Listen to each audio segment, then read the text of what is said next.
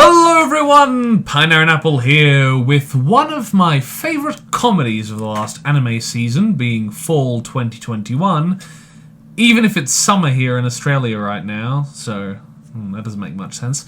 Senpai ga Uzai Kouhai no Hanashi, or more simply in my own language, the one I understand and am fluent in, my senpai is annoying. That's right, a non-Code Geass anime, which were the only ones I've done recently. So, when will I finish that? I think I've got, 6 movies to review?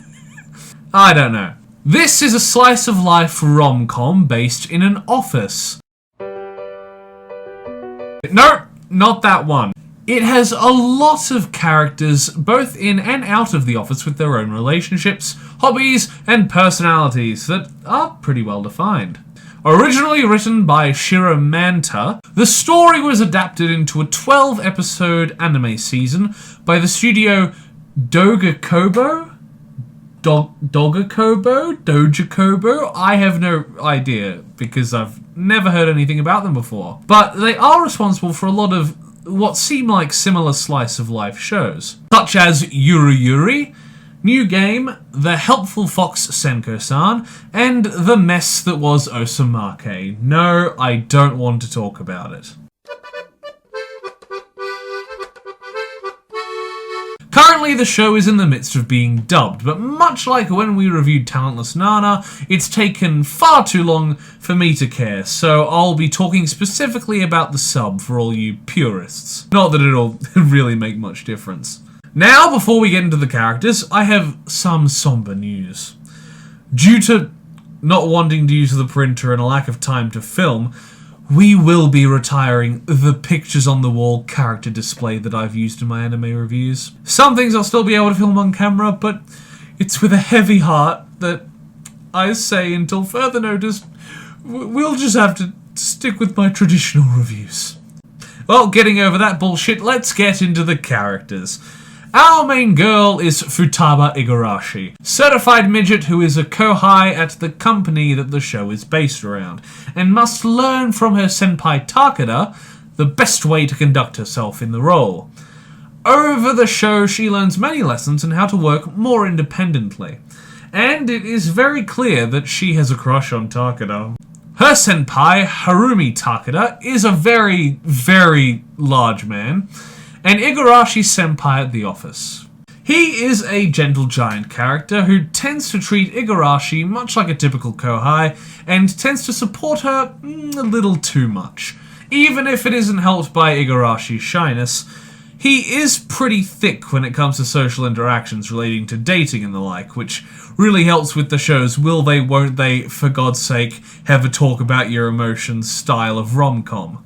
'Cause we all love those.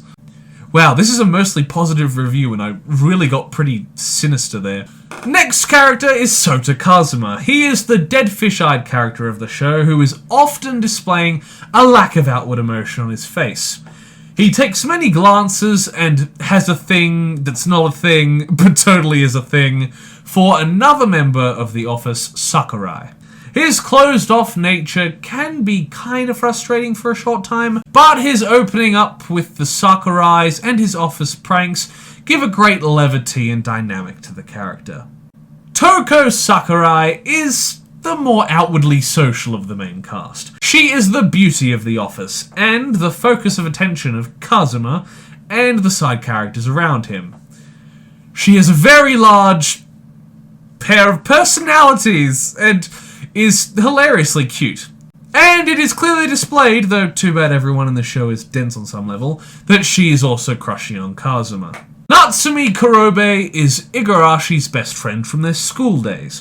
She works off the rest of the cast quite well, even though she doesn't work in the same office, and is a nice source of more slightly sarcastic and sly comedy. And she seems to be pretty well versed in sports like running or basketball. And whether it's a positive or not, I think it's hilarious that a line in her wiki page thought it had to state that she has large-sized breasts that she usually hides by wearing coats.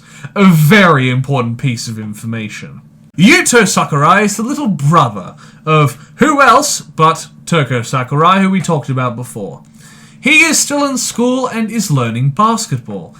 I have nothing else to say. He isn't a bad character, but he just fills his role in the story exactly as he's supposed to, and is pleasant to watch. Mona Tsukihiro is probably my favourite character here.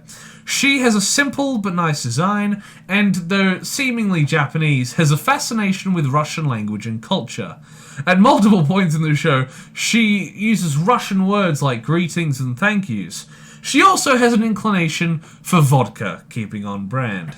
Another smaller but still notable character is Oji-san, or Futaba's unnamed grandfather. He has a short rivalry with Takeda, but apart from that, he's just usually seen either doting on Futaba or on the phone, texting, calling, and sending photos sometimes.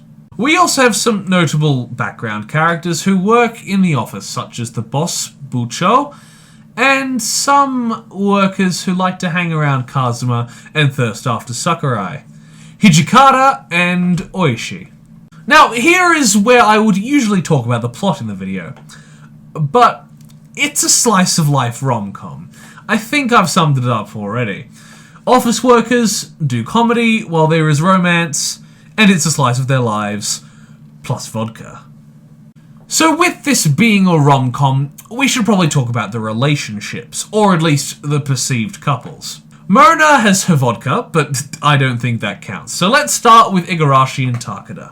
Takeda shows little interest in a romantic relationship throughout the 12 episodes of the show, but does do a lot to support Igarashi both as her senpai and just as another human being. This means that even if not romantic, we can still get the same moments as we would in a will they won't they rom-com, assisted by his endearing personality. But on Igarashi's side, it's clear from the word go that she would like a further relationship with Takeda. I mean, is this not clear? I do like the pairing, and it is quite funny that the tallest and widest man is paired with the shortest and thinnest girl. My favourite couple of the show is probably Sakurai and Kazuma. It's clear that he likes her, but his shy and quiet nature usually stops him from making any advances. But Sakurai has an outgoing personality that allows him to open up and have fun. But since they aren't together, I guess they would be dates that aren't dates because they aren't dating. Yet. They also don't solidly get together by the end, but we do get some great moments in the second half of the season, meaning it's clear they do at least see each other as potential partners, and it's probably only a matter of time before they become official. So if we've paired off all those other characters, who else gets screen time in pairs? Yuto and Natsumi? Oh, no, that's a child. As said before, the animation in this show is done by Studio Doga Doja Dugakobo and is pretty well done. It is just a slice of life, and it's not exceptional, but all the characters are fluid in movement and expressive. The backgrounds look pretty good, even if a lot of the time the people in them are faceless nightmare creatures. And this category is not explicitly animation-based, but the editing and timing of shots on a direction level really helps elevate the comedy, and certainly makes it easier and more enjoyable to watch. Now, to talk about the OST, and I can't remember a single song, so give me a sec, I'll listen to some tracks. Okay, so I went to YouTube and there is no OST. So let's get on to the ranking and talk about the OP and ED instead. So in the ratings for Best Boy, I'll give it to Kazuma. His personality gives way for excellent delivery of comedic moments, and his endearing relationship with Sakurai. Unlike Takeda and Igarashi's relationship, his is far more prominent and explicitly inferred as opposed to the more mentor-student relationship that the others have. I mean, if you don't think that Kazuma and Sakurai are interested in each other, in the OP he literally gets caught staring at her tits and she laughs endearingly. For the title of Best Girl, I would have to give it to Mona. Even if she's more on the supporting cast side, she brings the comedy in relatable ways, like wanting to drink vodka all day while working. And she does this without the possibility of such drawbacks the other characters might have from time to time, like annoying drawn-out will they, won't they plot and story arcs. Wow, I'm really getting into that point without meaning to, that I don't like drawn-out will they, won't they plots. I did not intend for that. This is meant to be positive. I liked the show. What the fuck? My favourite episode is probably episode 11, the New Year's episode. All of the cast gets good moments here, and the progression in Kazuma and Sakurai's relationship is pretty good. The opening of the series is Annoying San Week, whatever that means, sung by the female cast of the show, which gives it an adorable, immersive, and great personalised touch. Tomori Kusunoki as Igarashi, Sayori Hayami as Sakurai, Reina Aoyama as Natsumi, and Ai Koga as Mona. The visuals pair perfectly with the audio, and not only display their own story, but have their own share of cute moments, including many Igarashi faces.